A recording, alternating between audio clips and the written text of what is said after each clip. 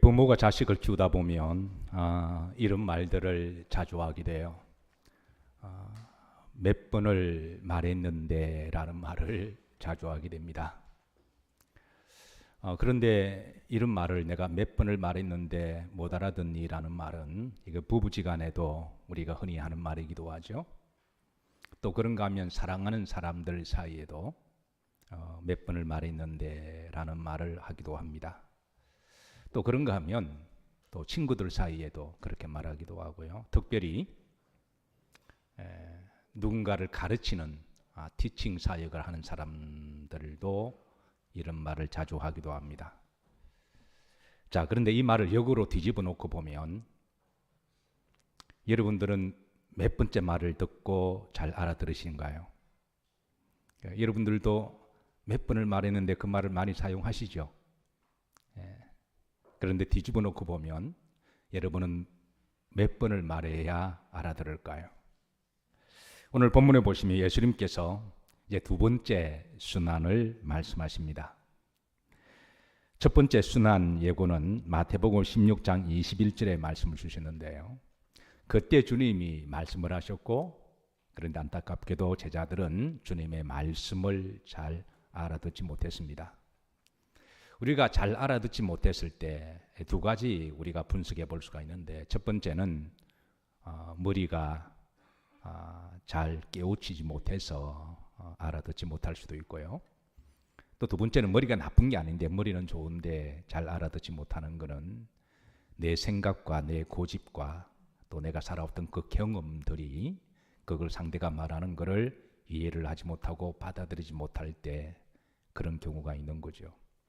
어쨌든 제자들은 주님의 그 본질적인 말씀을 하셨을 때 제자들은 잘 알아듣지 못했습니다. 마태복음 16장 21절에 우리가 지난번에 예수님께서 가이사라 빌립보 지역에서 제자들에게 본질적으로 중요한 말씀을 하셨습니다.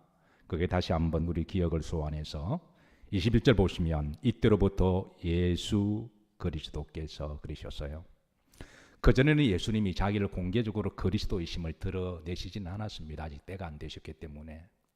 근데 이제는 때가 되셔서 예수님은 자기를 공개적으로 그리스도이심을, 이제 메시아이심을 드러내시고, 그러시면서 이제 예수님께서 내가 예루살렘에 올라가면 장로들과 대제사장들과 서기관들로부터 많은 따라사십니다. 많은 고난을 당할 것이고, 두 번째는 따라사십니다. 죽임을 당할 것이며, 세 번째 가장 중요한 본질의 말씀이죠. 제3일에 다시 살아나야 할 것을 비로소 이제 때가 되셔서 제자들에게 말씀을 하신 것이죠. 자, 이 세 가지 주님의 말씀 가운데 고난과 죽음과 부활, 어느 것이 가장 우리 기독교의 신앙의 본질이라고 말씀을 드렸나요? 바로 부활 신앙이었습니다. 문제는 제자들이 이 주님의 말씀을 알아듣지를 못하고 저들 귀에 많이 들려온 것이 바로 고난과 죽음이라고 하는 그 말을 듣습니다. 그래서 저들은 이 주님의 고난과 죽음의 말을 듣고 겁을 잔뜩 먹고 두려워하고 있는데, 그 중에 용기 있는 베드로가 예수님의 그 길을 딱 가로막고 주님 그런 일은 없을 것입니다. 그러자 주님께서는 놀라운 말씀을 하셨어요. 사탄아, 내 뒤로 물러가라. 너는 나를 넘어지게 하는 자로다. 너는 하나님 일을 생각하지 아니하고 사람의 일을 생각하는도다 라고 말씀하셨습니다. 우리 여기에서 예수님이 베드로에게 하신 극단적인 이 책망은 사탄이라고 하는 부분에 대해서 아마 베드로도 깜짝 놀랐을 터이고 아마 우리도 때로는 놀라기도 합니다. 그런데 여러분, 우리가 아무리 믿음의 열정이 있는 것은 좋은 것이죠. 그러나 그 열정이 방향이 잘못된 열정이라면 그런 때 열정이 때로는 우리가 큰 어려움이 되기도 하는데요. 분명 베드로는 예수님을 사랑했고 예수님을 위해서 뭔가 이렇게 한다고 생각했는데 그게 자기도 알지 못하게 하나님 일이 아니라 세상적인 일이며 마귀적인 일임을 몰랐던 것이죠. 그래서 여러분, 기본적으로 우리가 주님을 향한 열정은, 패션은 좋은 것입니다. 그러나 그 열심이 그게 하나님 일을 위한 것이 아니라 혹이라도 그게 나를 위한 것인지 아니면 어떤 내 명예와 내 욕심을 위한 것인지 우리가 다시 한번 영적으로 정직하게 점검해 볼 필요가 있습니다. 어쨌든 주님은 이 말씀 가운데 부활신앙을 강조하시는데요. 만약에 예수님의 제자들이 이 주님이 하신 말씀 가운데 이 세 번째 말씀까지 잘 알아들었더라면 저들이 겁을 먹거나 두려워하지 않았을 거예요. 왜냐하면 주님이 고난을 받으신다. 이게 슬픈 일이기도 하고요. 주님이 죽으신다. 이게 통한 일이지만 그러나 중요한 것은 다시 부활하신다. 이 모든 것을 그 전에 고난과 죽음을 상쇄할 수 있는 놀라운 복음이기 때문에 그렇습니다. 사랑하는 성도 여러분, 우리 기독교는 부활의 종교입니다. 이 부활의 종교는 이 땅에 많은 종교들이 있지만 어느 종교에서 찾아볼 수 없고 또 어느 종교에서 할 수 없는 일이 어느 사람이 할 수 없는 일이 바로 부활입니다. 오직 우리 기독교만이 가지고 있는 부활신앙 이것이 바로 우리 그리스도인들의 본질적인 복인 줄로 믿으시기를 주의 이름으로 축복합니다. 이 부활신앙 안에는 부활의 삶도 포함되는데요. 우리가 살아가다 보면 때로는 실패하기도 합니다. 때로는 넘어지기도 하고요.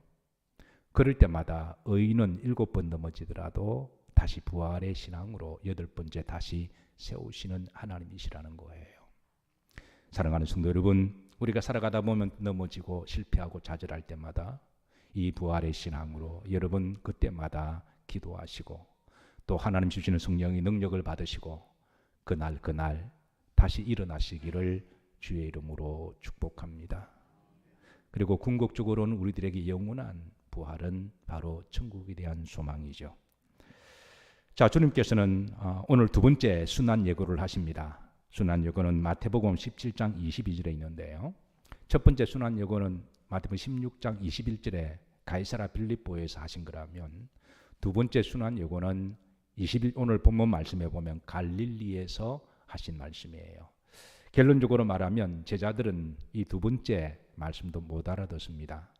그래서 나중에 주님은 또 세 번째 누가복음 18장에 가서 이제 종료 주일 전에 다시 한번 이 말씀을 강조하시는데요. 왜 이렇게 계속 말씀을 반복하시느냐? 그거는 우리 기독교의 본질이기 때문에 그렇습니다. 오늘 22절 말씀을 다 같이 한번 합독하시죠. 갈릴리에 모일 때에 예수님께서 제자들에게 이르시되 인자가 장차 사람들의 손에 넘겨져 많은 고난을 당할 것임을 그렇게 말씀하시고 그리고 23절에 보시면 초반절에 모를 당하시고 죽임을 당하실 것이다. 세 번째 말씀은 중반절에 보시면 제3일의 말이라 살아나리라. 그래서 첫 번째 순환의 말씀과 두 번째 말씀은 똑같습니다. 고난을 받으실 것이고 죽으실 것이고 따라 사십니다. 살아나실 것이다. 틀린 게 하나도 없어요. 똑같은 말씀을 두 번 한 것은 저들이 잘 알아듣지 못했기 때문에 그렇습니다. 사랑하는 성도 여러분, 주의 말씀에 여러분의 귀에 들리시기를 주의 이름으로 축복합니다. 그리고 그 말씀이 깨달아지고 믿어지시기를 주의 이름으로 축복합니다. 이 제자들의 반응을 보면 23절입니다. 자, 우림들어 보시면 뭐 하더라? 근심하더라. 근데 근심 앞에 뭐가 있나요? 매우라는 말이 있습니다. 누가복음에서는 9장 45절에 보면 그들이 이 말씀을 뭐하지 못하니 알지 못하니 그랬습니다. 알지 못했다. 그 다음에 보시면 이제 그들로 깨닫지 못하게 그랬습니다. 마가복음 9장 32절에 보시면 다 같이 한번 합독하시죠. 그러나 제자들은 이 말씀을 깨닫지 못하고 그랬습니다. 그리고 그 다음에 보시면 뭐 하더라? 두려워하더라 그랬습니다. 그러니까 하나님의 말씀이 들리지 않으면 이제 알지 못하고 알지 못하니까 깨닫지 못하고 깨닫지 못하니까 믿을 수가 없는 거죠. 그러니까 믿지 못하니까 그 다음에 두려움이 찾아왔습니다. 사랑하는 성도 여러분, 하나님의 말씀이 내 귀에 들리는 게 복인 줄로 믿으시기를 주의 이름으로 축복합니다. 그래서 성경에 보시면 중요하고 본질적인 말씀은 하나님이 의도적으로 많이 반복을 하시는데요. 그 중에 우리가 가장 좋아하고 사랑하는 말씀 가운데 따라서 하십니다. 하나님이 나와 함께 하시니라. 하나님이 나와 함께 하신다. 다윗도, 그렇게 믿음 좋은 다윗도 믿음의 정을 걸어가다가 사망이 음침한 골짜기에 빠졌을 때, 그때 내가 비록 사망이 음침한 골짜기를 지날지라도 여호와께서 나와 함께 하시니 내가 두려워하지 아니하리로다. 그렇게 고백함으로 담대함을 가지고 그 골짜기를 믿음으로 잘 지나왔습니다. 사랑하는 성도 여러분, 하나님이 여러분들과 함께 하십니다. 이 말씀을 가슴에 새기시고 여러분 한 주도 담대하게 믿음으로 확신 있게 살아가시기를 주의 이름으로 축복합니다. 사실 주님의 부활의 이 말씀은 워낙 놀라운 사건이고 말씀이기 때문에 제자들이 주님의 부활을 직접 목격하기 전에는 사실 믿기 힘든 것도 사실입니다. 그런데 만약에 이제 주님의 말씀을 믿음으로 부활을 믿었더라면 주님이 고난을 당하시고 죽음을 당하신다고 할지라도 저들은 두려워하지는 않았을 거예요. 우리의 믿음 생활도 우리가 살아가다 보면 힘들고 어려운 일일 수도 하나님이 다시 세우실 것이며 회복하실 것이며 때가 되면 다시 우리를 살려주실 것을 믿는다면 우리는 담대할 수가 있습니다. 자, 주님이 고난을 받으시고 십자가에 죽으셔야 될 이유를 오늘 이 말씀을 통하여 다시 한번 주시는데요. 왜 주님이 고난을 받으셔야 하셨는가? 죄 없으신 주님이 왜 죽으실 이유가 없는 주님이 죽으셔야 하셨는가?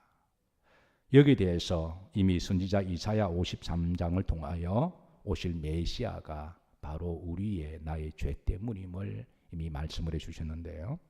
자, 53장 4절 우리가 잘 아는 말씀입니다. 자, 한번 앞에만 합독하시죠. 그는 실로 누구의 질고를 지고 우리의 질고를 지고. 누구의 질고를 지고? 나의 질고를 지고. 첫 번째는 성경 문자적으로 읽으시고 두 번째는 나에게 주시는 말씀으로 고백하시길 바랍니다. 그래서 성경에 우리라는 말로 적혀 있지만 여러분들은 나라는 말로 번역하셔서 그렇게 고백을 하셔야 돼요. 자, 5절에 보시면 중반절에 보면 누구의 허물 때문이요? 우리의 나의 허물 때문이뭘. 그 다음에 누구의 죄악 때문이라? 나의 죄악 때문이라. 6절의 후렴절입니다. 합독합니다.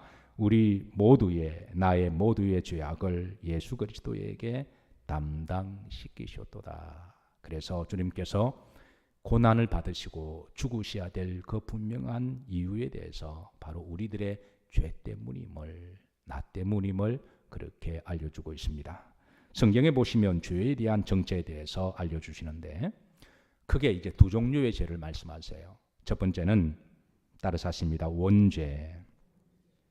사람은 태어날 때부터 본질적으로 죄를 가지고 태어납니다. 그래서 시편 51편 5절에 보면 다윗이 이렇게 고백하죠. 합독합니다. 내가 죄악 중에서 출생하였으며. 근데 다윗만 죄악 중에서 출생한 게 아니라 그 앞에 보시면 그 뒤에 보시면 어머니가 죄 중에서 나를 잉태하였나이다. 그러니까 어머니도 죄인이고 그 어머니가 죄를 가지고 그 원죄의 속성을 가지고 자녀를 잉태했고 그래서 다윗도 이런 영적 원리에 따라서 자기가 태어날 때부터 죄가 있음을 고백하고 있습니다. 로마서 3장 10절에 보시면 기록된 바 의인은 없나니 한 사람도 없음을 알려주고 있습니다. 그래서 죄의 삭은 사망이듯 주님이 나의 죄를 대속하시기 위해서 고난을 받으시고 죽으셔야 하심을 말씀하시고, 여러분 이 말씀도 사실 주님이 여러 번 하신 말씀이에요. 내가 여러 번 들었기 때문에 내가 그것을 깨닫고 믿는다는 것은 또 다른 문제예요. 학교를 열심히 가는 것하고 선생님이 하시는 말씀을 깨닫고 그거를 나의 지식으로 삼고 그렇게 하는 것하고 그냥 학교 가서 듣는 것하고 다르다고 하는 것이죠. 우리가 교회를 수십 년을 다녀도 아직까지 이 기초적인 복음을 많이는 들어봤는데 이게 내 가슴속에 훅 치고 들어와서 영적으로 내가 죄인임을 자백하고 눈물 콧물 흘리며 주님 앞에 거듭난 사람하고는 다르다라는 거예요. 도대체 몇 번을 말해야 알아듣니라고 하는 부모의 이 권면이 역으로 뒤집어 보면 하나님이 우리들에게 몇 번을 말씀하실 때 우리가 알아들을까요?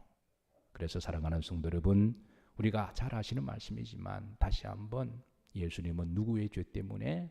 나의 죄 때문에, 나의 죄 때문에 고난을 받으시고 나 때문에 뭐 하셨다? 죽으셨다라고 하는 이 놀라운 복음의 사실을 다시 한번 되새기시고 예수님께 영적으로 깊이 감사하시기를 주의 이름으로 축복합니다.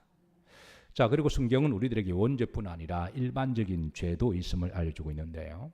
이걸 신학적으로 우리가 이제 죄에서 용서함을 받은 죄인이라고 말합니다. 우리는 죄운 죄에서 예수님을 믿게 되면 용서를 받아요. 그런데 우리 속에 아직까지 죄의 기질과 습성이 남아 있어서 우리가 때로는 허물을 하기도 하고 실수를 하기도 할 때 바로 그런 죄들을 일반적인 죄라고 그렇게 통칭하십니다. 가령 우리가 어떤 피부에 상처가 있었습니다. 근데 상처는 나았는데 그 스카라고 하는 흔적은 남아 있잖아요. 예. 그 상처는 고침을 받았는데 그 흔적은 남아 있는 거와 마찬가지로 원죄는 용서를 받았는데 그 원죄의 기질이 아직까지 우리 속에 남아 있어서 그래서 우리는 용서받은 의인들이지만 우리는 살다 보면 허물과 죄를 짓기도 하죠. 저에게도 상처가 있습니다. 지금은 다 치유를 받았지만 그 상처가 제 얼굴을 보면 여러분 얼핏 보면 여러분 어떤 분은 제가 잘생기게 보인다 그러더군요. 그분은 눈이 나쁘신 거예요. 얼핏 보면 그런데 자세히 보면 실체가 드러납니다. 제 위에 곧 윗등에서 밑에까지 상처가 있어요. 고등학교를 졸업하고 대학 등록금을 마련하기 위해서 이제 그때 막노동을 아르바이트 할 때입니다. 추운 산에 가서 이렇게 이제 건물을 짓는 곳인데요. 결론적으로 3개월 일하고 돈은 하나도 못 받았습니다. 세상이 무서운 줄 제가 그때 깨달았습니다. 그 소장이 준다 그러더니 모아서 준다 그러더니 모아서 톡겠는데요. 어쨌든 그 3개월 지난 일이고 저는 그 돈을 받아야 대학교를 가야 되는데 절대절명의 그런 때가 있었습니다. 그때 노가다라고 하는 게 그때 건물 짓는다고 하는 안전보장 장치도 제대로 없었고요. 그래서 3층까지 올라가는 긴 사다리를 놓고 무거운 짐을 올라갔다 내려왔다 하는 기술이 없으니까 그냥 힘쓰는 일을 하는 거죠. 근데 사다리를 놓았는데 옛날에 놓는 게 좀 다 어설펐잖아요. 올라가다가 중간쯤 돼서 사다리가 미끄러지는데요. 그래서 그러다가 떨어졌는데 그게 반작용으로 내 몸이 밑으로 아래쪽으로 이렇게 내려갔는데 그 밑에 대못이 많은 게 있었어요. 지나가고 보면 하나님이 나를 불쌍히 여기셔서 그때 눈을 찌르지 아니하고 그때 눈 밑에 바로 요 코 위에서부터 이 밑에 쭉 찢어졌어요. 그때만 하더라도 아프면 된장 바르던 시절이었던 시절이어서 보험이나 병원 정도는 서민들이 생각지 못한 여러분 지금 우리나라가 잘 사는 거 정말 우리 감사해야 돼요. 이 아멘 하시는 분들은 그 아시는 분들인데 우리나라가 급작스럽게 잘 살게 되면서 배고프면 라면 먹지 그러는데 옛날에 라면도 비쌌습니다. 그래서 병원도 갈 여력도 없고 그래서 그냥 훔치고 그냥 이렇게 했는데 여기 이제 상처가 크게 났더군요. 흔적이 이렇게 많이 남아 있어서 그래서 몇 년 동안은 제가 길을 지나가면 형사들이 나보고 자꾸 민증 까라고 그러던 시절이 있었는데 새로 지났습니다. 근데 흔적이 많이 지워졌고 상처도 다 나았습니다. 그런데 아직까지 자세히 보시면 제 코에 이렇게 흔적이 좀 남아 있어요. 원죄가 그런 겁니다. 우리가 예수님의 보혈로 용서를 받았지만 그 기질이 남아 있어서 우리 속에 여전히 허물과 실수를 하는데요. 근데 중요한 거는 우리 기독교의 복음은 바로 그런 우리가 허물이 있을 때마다 예수님 앞에 나와서 기도하면 그 허물도 용서해 주신다라는 거예요. 그래서 시편 32편 1절에 보면 이렇게 시인은 기도합니다. 따라서 하십니다. 허물에 사함을 받고 자기의 죄에서 가리움을 받은 자가 뭐가 있다고요? 복이 있다. 우리가 그리스도인 기본적으로 복의 이해를 좀 알고 있어야 될 줄로 믿습니다. 세상 사람들은 복이라 그러면 주로 거의 물질적으로, 물리적으로, 세속적으로 생각합니다. 어떤 물질의 복이라든가 아니면 계급적으로 높은 직위에 있다거나 아니면 건강하다거나 주로 이런 쪽으로 복을 생각하지만 우리 기독교 복은 더 근원적인 본질적인 복을 이야기합니다. 그것은 허물과 죄에서 용서를 받을 수 있다고 하는 게 복이라고 하는 거예요. 흥미로운 거는 이게 시편 30편 1절에 보시면 이 허물이라는 말은 폐사라는 말인데요. 이건 일반적인 실수를 이야기합니다. 여기는 우리가 알고 지은 죄, 모르고 지은 죄를 다 포함해요. 그리고 뒤에 나오는 이게 죄라는 말은 하타하라는 말로 이거는 원죄를 이야기합니다. 그러니까 성경은 두 가지 죄를 언급하고 있는 거죠. 그러니까 그 후렴절에 자기의 사람마다 자기의 원죄가 있는 거죠. 이 원죄에서 가려진 자가 뭐가 있다고요? 복이 있다. 그리고 우리가 용서를 받아서도 우리는 또 실수를 하기도 하죠. 지난 한 주도 여러분이 알든 모르든 실수하고 또 죄를 범하면서 얼마나 마음이 불편하셨나요? 얼마나 마음이 아프셨나요? 그래서 주님은 그때마다 우리가 나와서 예수님께 예수님 이름으로 기도하고 우리가 인격적으로 우리가 회개하면 주님은 허물의 사함을 주시고 허물의 사함을 받는 자가 복이 있다라는 거예요. 여러분, 이런 축복은 다른 종교에서 없습니다. 성경은 우리들에게 이 죄의 성질과 특징들을 말씀해 주고 있는데요. 죄가 주는 힘이 있고 권세가 있습니다. 그래서 그 힘과 권세가 뭐냐 하면 첫 번째, 죄는 사람의 마음을 불안하게 만듭니다. 두려움을 주는 거죠. 그래서 시편 51편 1절에 보면 그렇게 믿음이 좋은 다윗의 고백인데요. 다 같이 한번 합독하십니다. 하나님이여 주의 인자를 따라 내게 은혜를 베푸시며 주의 많은 긍휼을 따라 내 죄악을 지워 주소서 그랬습니다. 이 51편의 배경은요, 여러분 잘 아시지만 다윗이 그렇게 믿음 좋은 다윗도요, 왕궁을 거니다가 순간적으로 이렇게 훅하는 마음으로 유혹을 받아서 바세바와 이렇게 이제 범죄한 사실이죠. 아무도 모를 거라고 생각했습니다. 그리고 바세바와 둘이서 우리는 절대 이거를 누설하지 말자. 두 사람 다 입이 무거운 사람이어서 그래서 두 사람 다 발설은 하지 않았는데요. 근데 문제는 자기가 알잖아요. 내 속에 있는 내 영이 나의 감시자가 되어서 나를 정죄하잖아요. 그리고 하나님도 알고 계시고 그리고 또 마귀도 알고 있습니다. 그래서 이 죄가 주는 불안이 있습니다. 그래서 시편 42편 11절에 보시면 내 영혼아 내가 어찌하여 낙심하며 어찌하여 내 속에서 뭐야 하는가 불안이 하는가. 이게 죄가 주는 성질입니다. 찬송가 중에 악한 죄 뭐가 많으나? 예, 악한 죄 파도가 많으나가 있습니다. 예, 그러나 이 죄 문제가 해결된 자들에게 하나님은 평안을 주십니다. 사랑하는 성도 여러분, 한 주도 평안하시기를 주의 이름으로 축복합니다. 사람이 불안하면 아무것도 할 수가 없어요. 평안이 복입니다.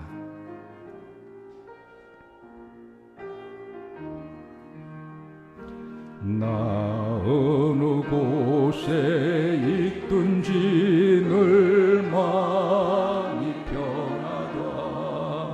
주 예수 주신 평안아 늘 충만하도다. 나의 마음속이 늘 평안해. 나의 마음속이 늘 평안해. 악한 죄 파도가 많이 나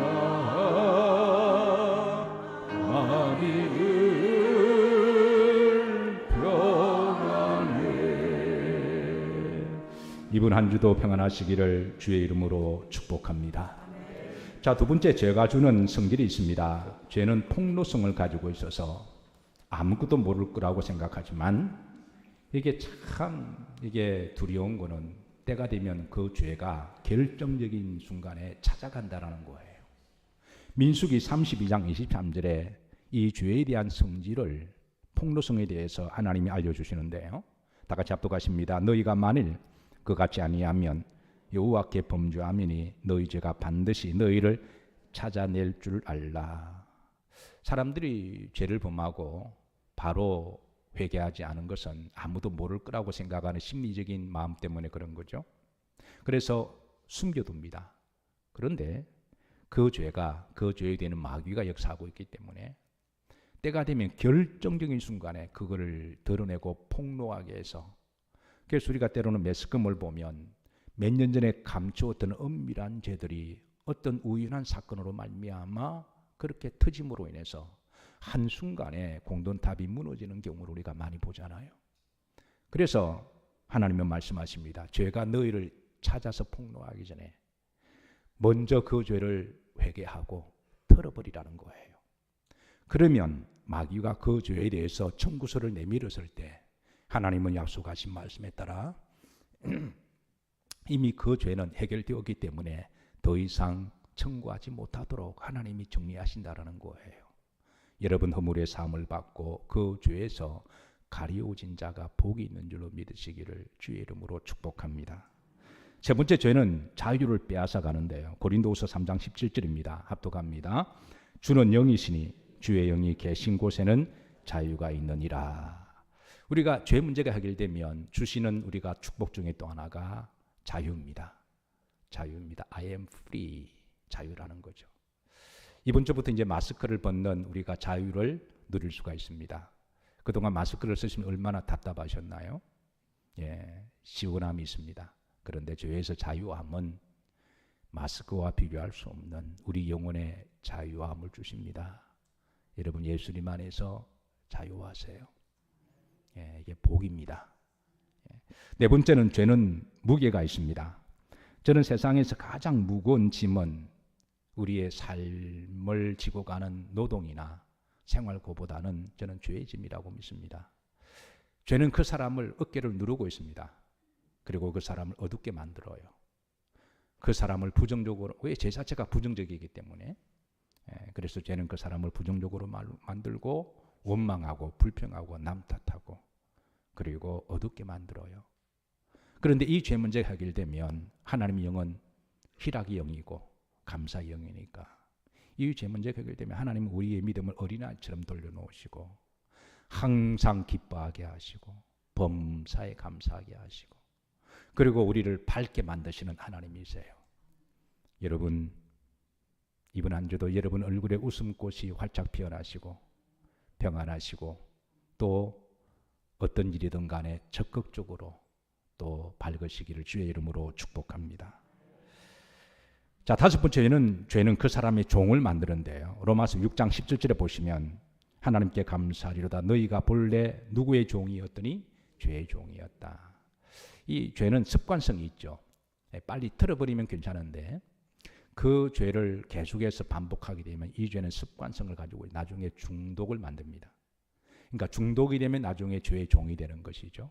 그래서 주님은 우리가 죄의 습관이 되기 전에 이제 그 죄의 종이 되기 전에 죄의 노예가 되기 전에 빨리 틀어버리라는 거예요. 그리고 우리를 자유하게 하십니다.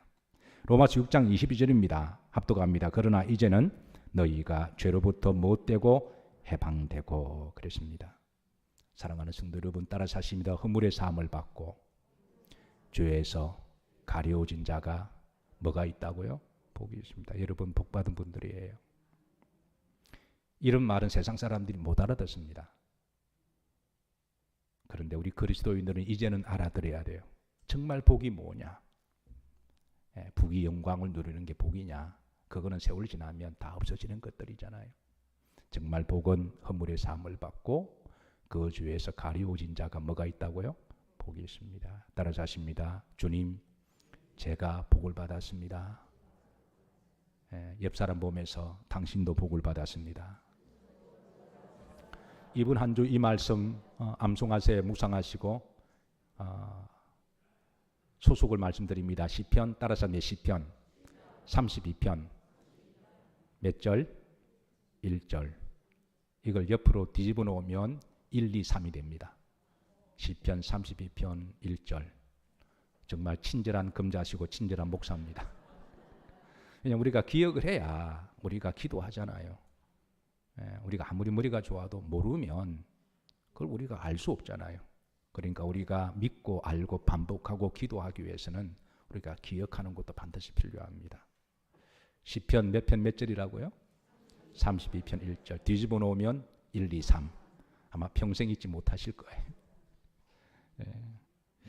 자, 여섯 번째 죄는 그 사람을 사망에 이르게 합니다. 로마서 6장 23절에 우리가 잘 알고 있는 말씀이죠. 죄의 삭은 뭐다? 사망이다. 이것도 여러분 헷갈리시면 로마서 6장 2 곱하기 3은 6, 로마서 6장 23절. 죄는 결국 사람을 죽여요. 믿음도 죽이고요. 여러분 죄 짓고 죄 해결 안 하고 믿음 좋은 사람 한 사람도 없습니다. 믿음 좋은 사람은 죄를 안 짓는다는 말이 아닙니다. 완벽한 사람을 말하는 게 아니에요. 다윗도 아브람도 광야를 지나가다가 지가 죽게 되었을 때 그 와이프를 누이라고 속이고 비열하고 조율함이 있었잖아요. 근데 믿음 좋은 사람은 죄가 없는 사람이 아니라 바로 죄가 있을 때 솔직히 하나님 고백하고 거기 해결받는 사람입니다. 그래서 여러분 죄는 그 믿음을 죽이거든요. 근데 죄를 자꾸 지으면 믿음도 소심해지고 믿음도 없어져요. 죄는 그 사람의 인격을 죽입니다. 그 죄를 많이 지은 사람들의 특징은 인격이 뭔가 왜곡되어 있습니다. 순수하고 막지가 않아요. 죄가 많은 사람들의 특징이 그런 인격의 오염 현상이 일어나는 거죠. 죄는 그 사람의 영을 죽입니다. 그래서 죄의 삭은 뭐다고요? 사망. 로마서 몇 장 몇 절? 6장 23절. 마지막 죄는 지옥에 이릅니다. 이게 이제 마귀의 목적이죠. 마귀는 우리를 영원히 지옥 보내게 하는 것. 그래서 요한복음 3장 16절 우리가 잘 아는 말씀이죠. 하나님이 이처럼 누구를 사랑하사? 나를 사랑하사 독생자 예수 그리스도를 주셨으니 이는 저를 믿는 자마다 뭐를 얻게 하려 하심이라? 멸망치 않고 영생을 얻게 하려 하심이라. 자, 말씀을 마치면서 주님이 오신 목적을 다시 한번 전합니다. 우리의 죄를 마시기 위해서, 사시기 위해서. 주님이 왜 고난을 받으시고 죽으셨는가? 그것은 우리의 죄 때문임을. 두 번째는 우리를 구원하게 하시고 더 풍성하게 하시기 위함이라는 거예요. 요한복음 10장 10절입니다. 다 같이 합독합니다. 도적이 오는 것은 도둑질하고 죽이고 멸망시키는 것뿐이요 내가 온 것은 양으로 하여금 생명을 얻게 하고 더 풍성히 얻게 하려 함이라. 이게 도적은 마귀를 비유한 거예요. 이게 마귀의 목적은 도둑질하고 우리 인생을 도둑질하고 하나님 주신 인생이 얼마나 풍요롭고 복된 것들이 많이 있나요. 그런 좋은 것들을 다 도둑질해 가고 그 다음에 죽이고 믿음을 죽이고 인격을 죽이고 영을 죽이고 세 번째 멸망, 지옥 보내는 게 마귀의 목적이라면 인자가 온 것은 예수님이 오신 목적은 양으로 첫 번째 뭘 얻게 하고 생명을 구원을 얻게 하는 게 첫 번째 목적이고요. 그 다음에 구원받은 성도들에게 그 다음에 주시는 목적은 따라서 하십니다. 플러스 알파입니다. 더 풍성히 얻게 하시려고. 구원받은 이후에 하나님 우리에게 주시고자 하는 더 풍성한 축복이 있습니다. 저는 이런 축복을 덤의 복이라고 믿습니다. 이 덤의 복은 어떻게 주시느냐? 그 사람의 믿음의 분량에 따라서 또 그 사람의 노력에 따라서. 지난 금요 심야기도 때 제가 갈렙의 믿음을 소개하면서 갈렙이 여호수아에게 이렇게 요청합니다. 이 산지를 내게 주소서. 내가 이 산지에 대한 기도를 지난 45년 동안 기도했습니다. 여러분 45년 동안을 하나님께 받은 말씀을 가지고 그걸 잊지 아니고 가슴에 담아두고 광야를 지나면서 많은 시험과 어려움도 있었지만 낙심하고 절망하고 불신앙적으로 그 은혜를 잊어버리지 않아요. 보통 이렇게 시험 당하면 그 받은 은혜를 던져버리잖아요. 그런데 갈렙은 45년을 지났을 때 그의 나이 40살 때 하나님께 받은 말씀을 45년 동안 기억하고 있다는 거예요. 여러분 첫사랑의 감동 기억하고 계시나요? 여러분 지난 주일 말씀 제목이 뭐죠? 예. 여러분들의 그 하나님께 받은 기도, 약속, 축복의 말씀 유효기간이 어느 정도가 되시나요? 갈렙의 믿음의 기도가 유리한 것은 45년 전 하나님이 하신 말씀을 잊지 않고 기억했다라는 거예요. 그리고 그 말씀 붙들고 기도하며 45년을 버텨왔습니다. 그래서 여호수아에게 내가 지난 45년 동안 하나님께 받은 말씀을 기도하고 있었는데 이 산지를 내게 주소서. 여러분 하나님이 여러분들의 마음을 감동을 주시죠. 사람 마음이 아무나 감동받는 게 아니잖아요. 여러분의 사람 마음이 참 묘해서 아무 때나 은혜 받는 게 아닙니다. 그래서 어느 날 성령이 우리에게 감동을 주셔서 여러분의 마음이 감동이 되고 그 말씀에 아멘하고 믿어진다면 하나님이 나에게 주신 언약의 말씀으로 믿으시고 여러분 그 말씀 붙들고 기도하시기를 주의 이름으로 축복합니다. 그리고 그 말씀을 여러분 어떤 어려움과 시험이 오더라도 버리지 마시고 잊어버리지 마시고 갈렙이 45년 동안 기도했다니까요. 여러분들은 이전에 하나님 주신 은혜를 지금도 기억하고 계시는 분 계시나요? 그때 분명히 여러분들 눈에 눈물을 흘리게 했고 여러분의 가슴을 뛰게 만들었고 그때 여러분이 받은 은혜가 있잖아요. 그걸 일컬어 주님은 첫사랑이라고 말로 표현하기도 하지만 이건 사람과의 만남도 마찬가지입니다.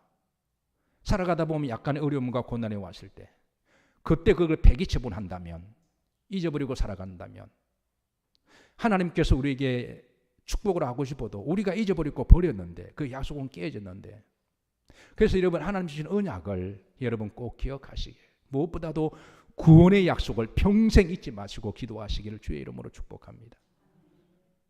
자, 여러분들에게 묻습니다. 하나님이 나에게 이전에 주셨던 은혜와 감동이 있다. 여기에 대해서 한 사람도 없는 사람 손들어 보세요.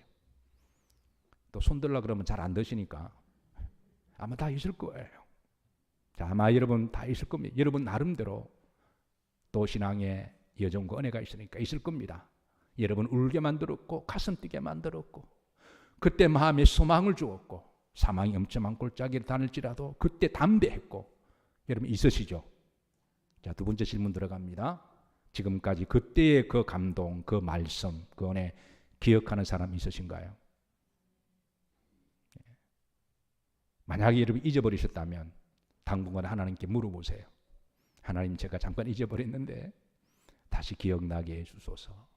그리고 중요한 건 앞으로 여러분 여러분 말씀 들으시고 예배 드리시고 기도하시고 성경 읽으실 때 어느 날 성령께 쭉 치고 들어오셔서 여러분들의 감동을 주시면 나에게 주시는 말씀으로 받으시고 그 말씀을 여러분 끝까지 기입하시고 기도하시기를 주의 이름으로 축복합니다.